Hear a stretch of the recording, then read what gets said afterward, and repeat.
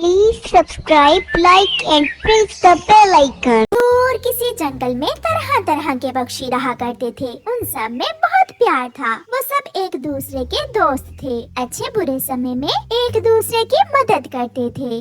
गोरी कौवी अपने 2 अंडों पर बैठी हुई थी जब आसमान में उड़ती हुई एक चील की नजर उस पर जाती है। जालिम चील वहाँ आ जाती है। कौवी हटो यहाँ से, दूर हो जाओ, मुझे ये ताजा ताजा अंडों का स्वाद चखने दो।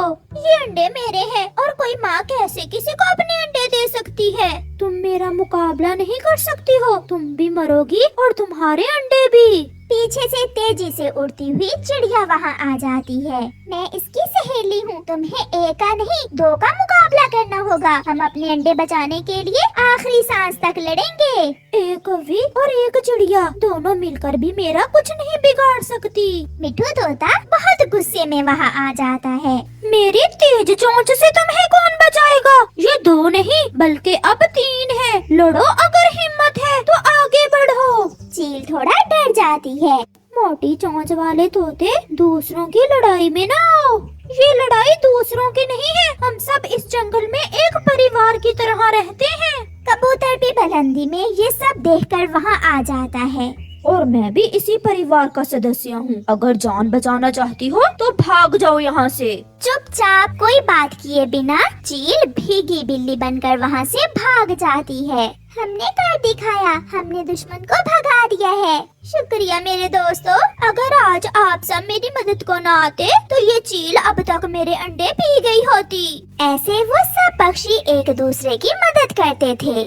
चील दोस्त, बहुत गुस्से में हो, क्या हुआ है? उन सब पक्षियों ने मिलकर मेरी बहुत बेइज्जती की है। मैं ये बात भूल नहीं सकती। आज तक किसी ने ऊंची आवाज में मुझसे बात नहीं की, मगर आज उन्होंने मुझे उस कौवे के अंडे नहीं पीने दिए। आप चिंता न करें चील दोस्त, मैं जाता हूँ। अब मुझे क्या करना होगा? कुछ ऐसा कि जिससे वो दोस्त आपस में लड़े और उनकी दोस्ती खत्म हो जाए। मैं जल्द लौट कर आऊँगा, दोस्त मेरा इंतजार करना। ऐसा कहते हुए बुरा कौवा जंगल की तरफ चला जाता है। गोरी कौवी नदी पर पानी पीने आई हुई थी। बुरा कौवा वहाँ आ जाता है। मैं बुरा हूँ। मैं एक ऐसे टापू पर रहता हूँ जहाँ फलदार पेड़ हैं, ठंडे पानी की नदियाँ और मीठे मीठे फूलों का रस भी। अच्छा, फिर तो तुम्हारा टापू बहुत सुंदर है, मगर यहाँ तो इतने फल नहीं हैं। मैं घूमने के लिए यहाँ आया हूँ। क्या तुम मुझसे दोस्ती करोगी? क्या तुम मुझे अपने जंगल की सैर करवाओगी? अगर तुम ऐसा करोगी तो मैं भी आपको अपने टापू पर लेकर जाऊंगा। और अगर आपको मेरा टापू पसंद आए तो आप वहाँ रह सकती हैं। ये सब सुनकर गोरी कौवी बहुत खुश होती है। हाँ, आज से तुम मेरे दोस्त हो। मैं करवाऊंगी आपको अपने जंगल की सैर। चलें, आ मेरे साथ मेरे घर चलें। गोरी कौवी बुरे कौवे को अपने घोंसले में ले जाती है। चिड़िया वहाँ आती है। गोरी बहन चले, आज हमें दाना लेने पहाड़ों की तरफ जाना होगा। तुम जाओ छोटी चिड़िया, अब मैंने दोस्ती कर ली है गोरी से। हमें किसी और की दोस्ती की जरूरत नहीं है। तुम जाकर दाना खाओ। गोरी बहन, ये आवारा और बदसूरत कौवा कौन है? खबरदार चिड़िया, तुमने अगर मेरे नए दोस्त के बारे में एक भी शब्द और कहा, जाओ तुम यहाँ से, चली जाओ।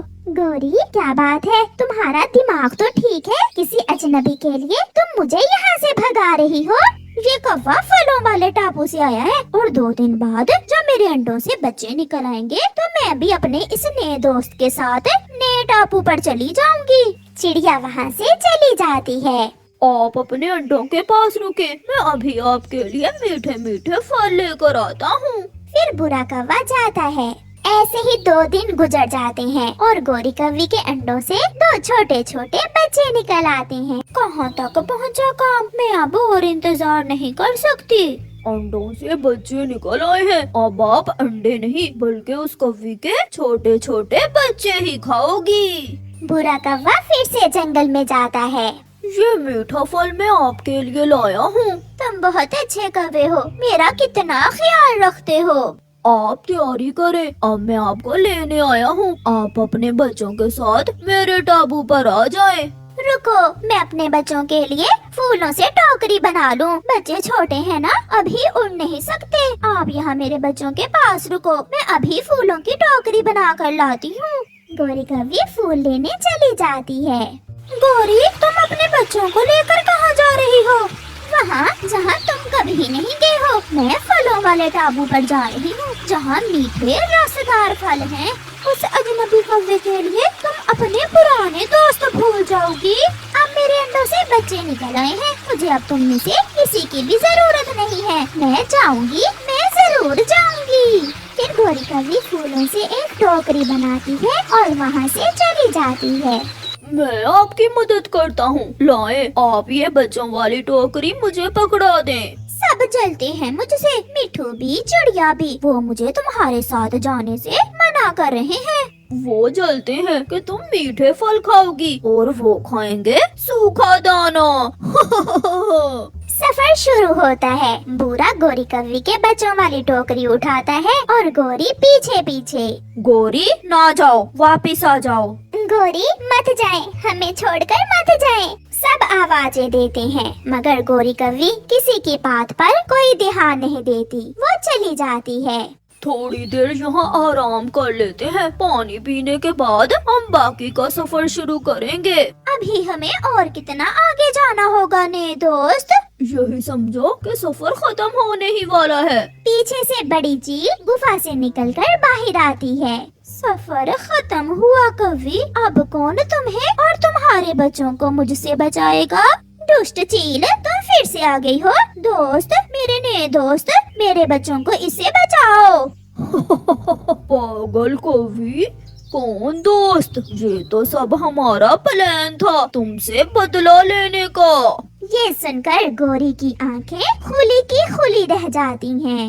याद करो वो वक्त जब तुम सब ने मिलकर मुझे अंडे नहीं पीने दिए थे और मुझे भगा दिया था। लाओ, अब ये अपने बच्चे मुझे दे दो।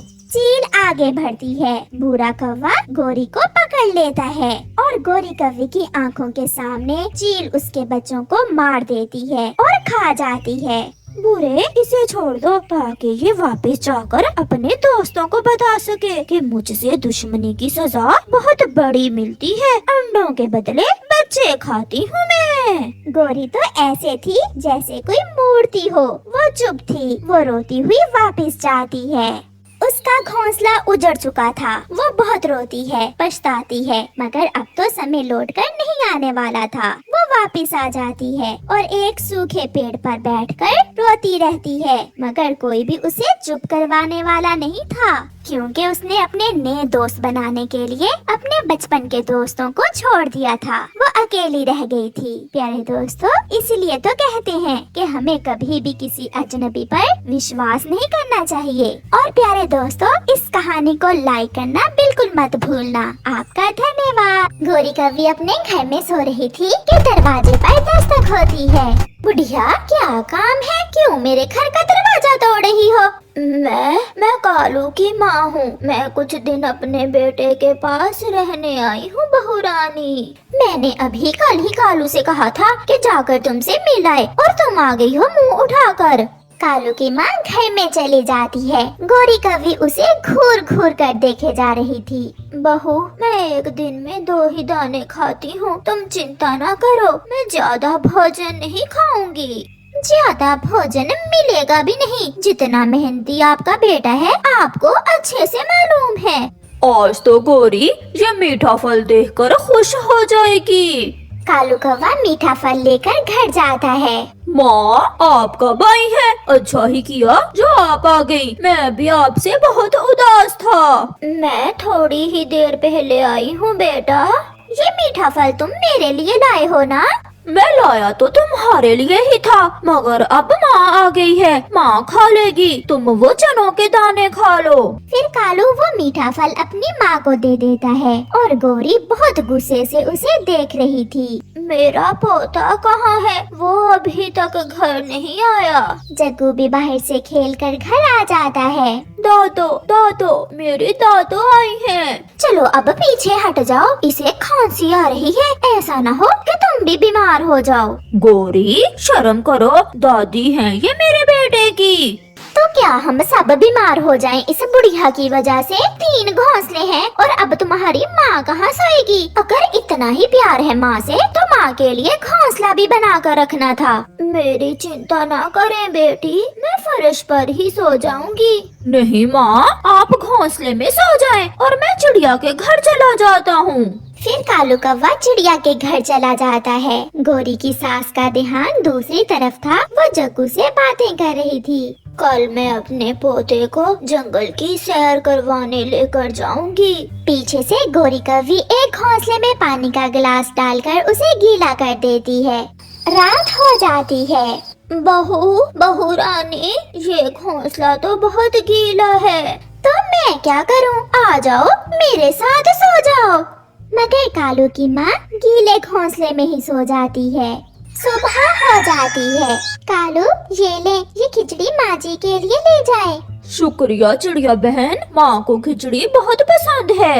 माँ, मैं आपके लिए खिचड़ी लाया हूँ। मेरे बेटे को मालूम है कि मुझे खिचड़ी पसंद है, इसलिए मेरा बेटा मेरे लिए खिचड़ी लाया है। अब माँ की ही सेवा करते रहोगे? जाओ मेरे लिए भी कोई सूखा दाना ले आओ। जग्गू कहाँ है? मैंने कल भी उसे कहा था कि मेरे साथ दाना लेने जाए। अभी छोटा है मेरा बेटा, वो अपने दोस्तों के साथ खेलने गया हुआ है। फिर कालू गुस्से में घर से निकलता है।